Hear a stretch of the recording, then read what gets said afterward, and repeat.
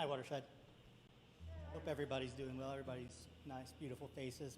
But my favorite are the dogs' faces I get to see out here, the puppies.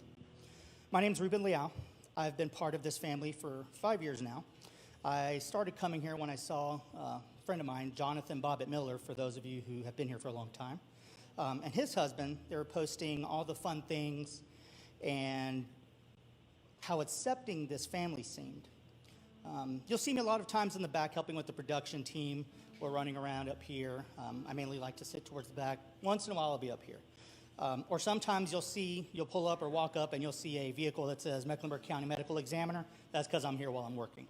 So nothing happened here, I promise. It's just I like to come when I'm on duty. And what's saving me right now is my service to others. So in June 2015, I was in my room. I was home alone. At the time, I was living with my grandparents. I had a note, I had a gun, I had a plan. My plan was to break out of this mental prison I was stuck in, to finally make this broken record of you're worthless, you're useless, you're a failure, stop playing over and over and over in my head. I was loved by so many people, my family, friends, but I felt so alone. You know, why am I feeling this way? Just get over it, Ruben. I would tell myself daily. Only it wasn't that easy. The only way I knew how to make it stop was to just end it myself. See, I didn't want to die. Nobody wants to die. You just want the pain to stop. So back to this day on June 2015, everything was planned. I honestly felt a bit of relief knowing that I would find this so-called peace I had so sought. No more waking up every day and saying, damn it, I'm still alive. No more faking a smile. No more faking my days so hard I would get short of breath and I would have to tell myself, just keep going, Ruben, put one foot in front of the other. I wasn't running my day. The days were running me. I was just present for the time I wasn't living.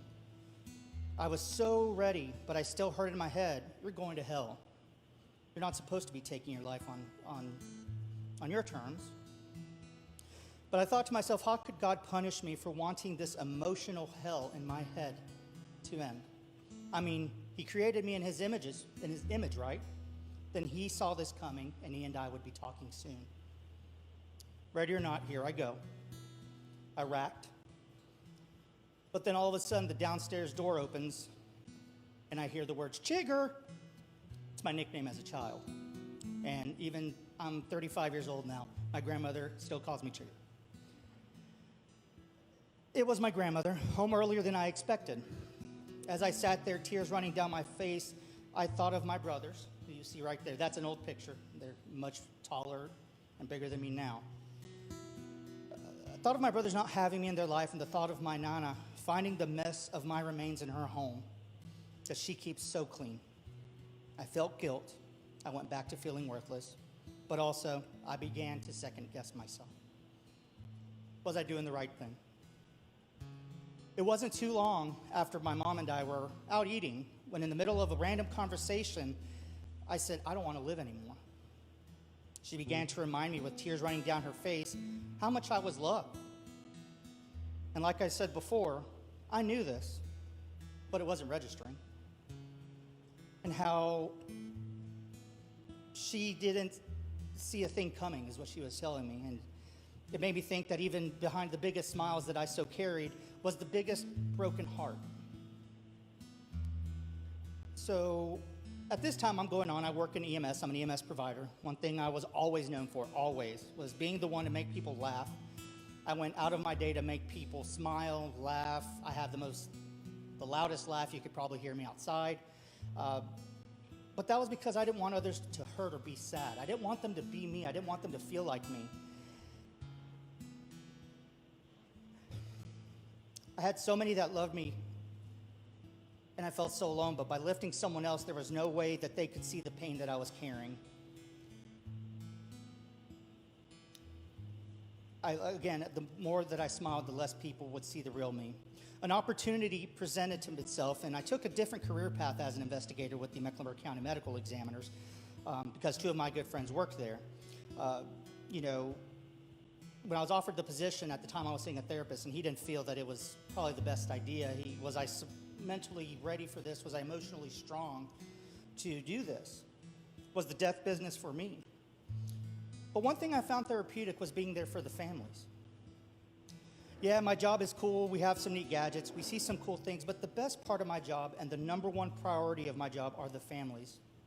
Someone has to be impartial.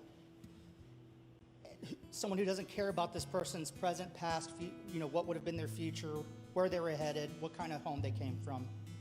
Because in the end, like me, like you, they have families. And if I can be that voice and be that advocate for the deceased and try to shine some glimmer of understanding or closure, or just providing a shoulder, then I've succeeded. People ask, how do you do it, or how do you not let it get to you? See, I have a strong support system. I have my family. I also rescue dogs, many, many, many dogs.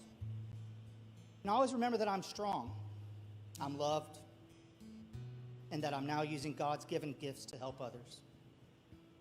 So what's saving me? That'd be my service to others, both human and dogs. That's what's saving me. And now, Watershed, we'd like to give you the space and time to reflect on what's saving you right now.